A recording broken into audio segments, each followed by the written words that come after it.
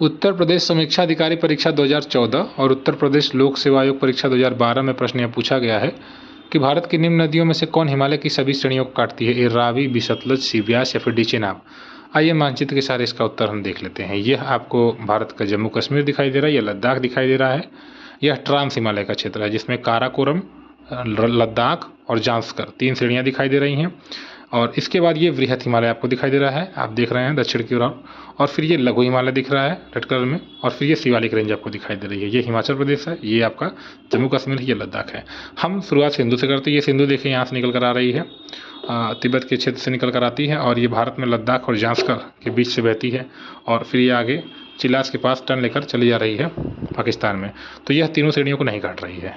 अब हम झेलम को देख रहे हैं, अनंतनाग से निकल रही है, ठीक है। ये लघु हिमालय को काट रही है, ठीक।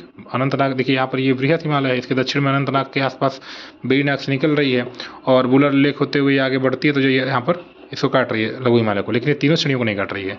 अब हम चेनाब की बात करते हैं। चंद्रा और भागा नदियों के मिलने से बनती है चेनाब, देखिए आगे। और ये भी अगर आप देख रहे हैं तो वृहत हिमालय के दक्षिण से ही निकल रही है, तो इसको इसने काटा, कहा नहीं काटा। और आगे बढ़ती हुई फिलहाल के लिए ये भी वही करती है, फिर पंजा लेने के जो लघु हिमालय उसको काट रही है और फिर ये आगे चली जाती है, ठीक है।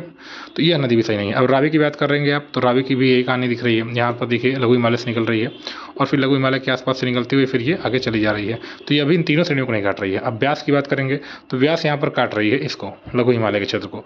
यहाँ से सोलांग वैली से निकल रही है जहाँ पर मनाली और कुल्लू के किनारे बसे हुए हैं, और ये फिर शिवालिक को भी काट रही है, लेकिन ये वृहत हिमालय को नहीं काटी है।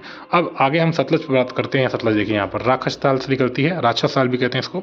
और जब ये नदी निकलती है तो आगे देखिए सिपकिला गार्ज होते हुए भारत में प्रवेश करती है, सिपकिला दर्रे से, ठीक। अब ये देखिए वृहत हिमालय को यहाँ पर काट रही है, ठीक है। और वृहत हिमालय काटने के बाद फिर आगे ये फिर मिडिल हिमालय यानी कि लघु हिमालय को काट रही है, देखिए यहाँ से।